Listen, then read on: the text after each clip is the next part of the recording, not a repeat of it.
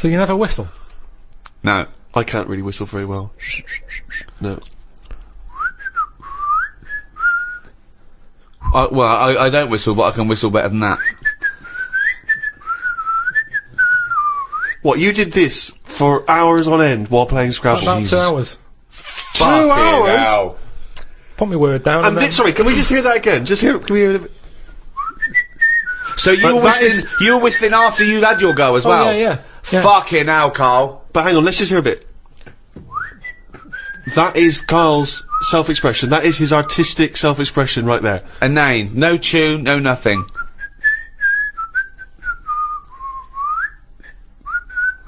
There's mental patients who have smeared canvases with shit who have expressed more than you have in that. Yeah, but it's not about other people. I'm not there to please other people. You're there to annoy them. What was the best word you came up with in Scrabble? Don't knock me at Scrabble, because I do alright. What's weird is, when I play Scrabble, my brain can come up with words that I don't normally say. Okay, this isn't... No, I'm intrigued here. Your brain can come up with words you wouldn't normally say.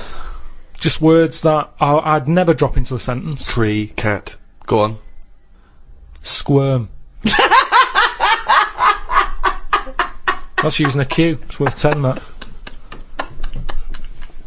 It's not bad, is it? No, I'd never say that. I've never heard you... I don't think I've ever heard you say squirm, no. I don't think you're right, Carl. I've never heard you say squirm. Weird, isn't it? Yeah, it is weird. And yet your brain popped that one out? And then, yeah, when it wasn't my go, just... Anyway, so that's sort of doing art for yourself as opposed for other people. I don't think you can count what you just did then as art. Hobby maybe, craft, pastime. I don't think you can count that as art. I'm not being funny. I'm being a bit snobby here. But I think there's a difference between Beethoven and... Squirm. There's a Q in that. No. Classical music. I wish I was more educated on classical music. That which I've heard, I've adored. I genuinely find it challenging because it is so spectacular. It is so of another place. Where do you sit with classical music? It's good for background, I think. Right. See, you know me, I like a song with a story, and there's nothing going on in them. That's, Now the problem with that is, how many times can you hear the same story? quite a lot. How many times can you watch the same film? Same thing, except it's shorter than watching a film. Yeah, but the film goes into the story with more depth than a 3-minute song. Yeah, but there's also... Do you know, like, when you watch... what's an example? Say, I can't think of a film. Yeah, there's not many. No, but a moment in a film that... It doesn't matter how many times you watch it, you go, I enjoyed that bit. Godfather swings to Well, mind. say, no, over Christmas, On the Buses was on the movie. Oh, Jesus. When- You went when- with The Godfather, you went with On the Buses. I mean, Brando, Varney, I don't know which is better. It was the bit where, like, the toilet blows up after chucking a fag in. That's had paint in it. Right, sorry, seen that's in On the Buses, that's not in The Godfather. I can't remember that. Maybe that's Godfather 2. Well, the thing is, I enjoyed that bit and I knew it was coming. It's like, oh, I'll just watch this before I nip out and put the kettle on. Let's just see this How bit. many times have you seen the On the Buses film?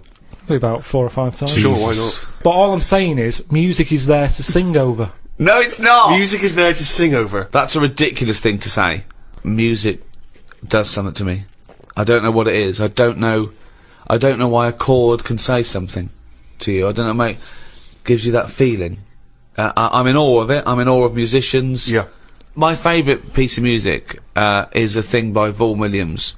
It's 5 variants of Dives and Lazarus, right? And there's a bit there where it hits this chord, and I can't listen to it when I'm away from home because I well up. It reminds me of everything. England, just it does something to me, and it does it on a level that I can't sort of quite understand. It's just immaculate. I just don't think you can beat a decent vocal on top of that. Oh, that's amazing! My mum's got a CD of Roger Whittaker, right? Right, whistling again. Now, he whistles Jealous Guy. Now, the thing is, I can't listen to that and whistle along. I end up singing Jealous Guy on top of it. So, singing trumps whistling? Yeah, when someone else is doing the whistling. Okay. I like whistling, but if someone else has did that first... So if Roger was singing Jealous Guy, you'd be I'd whistling. probably whistling it. To make the classics live on, I'm surprised someone hasn't gone, I can add to this, and dub on a bit of vocal. So you would have classical music with lyrics? Just for people who Beethoven's want that. Fifth, Beethoven's Fifth. That would be better to you, that would... But what are you meant to do with it? What do you do when you've got that on? Then do you whistle along? Or No, do I you don't whistle along. Hum? I let it. Oh, Do you Carl, whistle along? I just don't know what to say. Why are you obliged to whistle? That's the only way you can enjoy music, if you can whistle along. Well, that's the same with anything. A good song, you join in, don't you? It's like, oh, I like this one. Yeah. No. So by that token, YMCA is one of the greatest of all tunes. I mean, it's not one of my favourites, but you can't knock it. It certainly gets the crowd up. I did DJing, and Why do you care about was the more crowd? popular. Who are this crowd? Oh, I'm just saying. Who are this crowd that you have to live in your head with? Fuck the crowd. Most of them are idiots. Although, admittedly, if I was doing a wedding DJing set, I probably would do YMCA over Vaughan Williams. And why is that?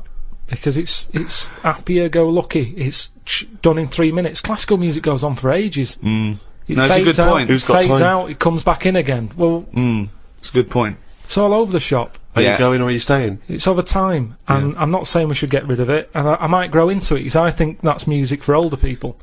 Well, You're an idiot. I think Mozart would disagree. I think he did his first symphony when he was 5 or 6.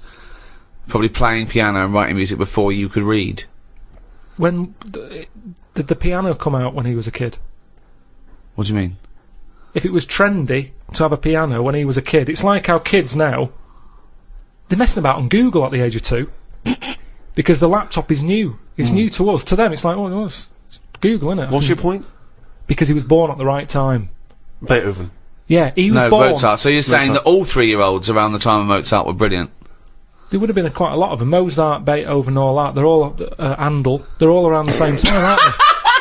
Just guessing. Wild stabs in the dark. Just names he's heard.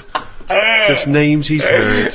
So when Ricky was young, when I presume Rolf Harris's stylophone came out, everyone was composing on the stylophone. Yeah, weren't they? exactly. It's all what you brought up with, isn't it? Nothing's hard if you're given it when you're a kid. Nothing's difficult. It can be taught all sorts. I haven't got room for a piano. It's too big for a pastime. A hobby shouldn't take up a whole corner of a room. It's so limited, isn't it? His scope, his imagination. But a piano, the idea that a piano in a house would be a frustration and annoyance. Music. That you could play harmony. But I'd worry about annoying other people with it as No, well. you don't. You whistle. When you're playing Scrabble, you don't worry about annoying people at all. I'm sure people would rather have gentle piano music in the background than... Squirm.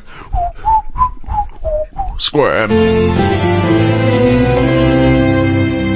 So, one of the earliest and most celebrated art forms that's, along with painting and music still going today, is the play. And, of course, the most famous and celebrated exponent of that is our very own William Shakespeare. Some say maybe the greatest literary genius in history. I'm not a fan. Right. And I'll tell you why I'm not a fan. One reason and one reason only. Sure. Nothing to do with the structure, his themes, fantastic. The pun. Right. Oh, I can't stand the pun. Yeah, but I mean, although Shakespeare did include a few puns in his work, I don't think you could... No, I suppose it's the people that have not gonna taken bring on you the down. pun. It just reminds me of a bloke in a beard and a pipe at a party doing puns, And it's things like Shakespeare, things like, take their maidenheads. And you have to look at your Brody's notes to go, okay, cut off their heads, and take their virginity. Oh, brilliant. You can't, it's like, you can't explain a joke in retrospect. You don't laugh if you then explain to you. I'm going to have to take issue with the idea that Shakespeare was not a truly great master of our language. I think he was. If you listen- if he you added listen to the language. He invented words, or at least he stole words and changed them a bit. He took them from other languages, which is totally valid. And he made up loads of sayings that are still around today. And there's a poetry in that, inventing new.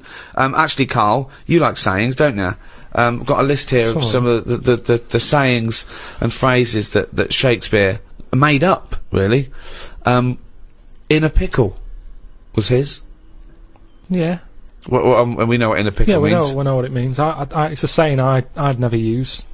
Because when you're in a pickle, it's not something that you would say. No, if you're being if you're captured and you're being tortured for information, Yeah. you wouldn't, and you get access to a phone, you wouldn't go, MI5, I'm in a pickle. You'd be screaming, going, he's taking my teeth out.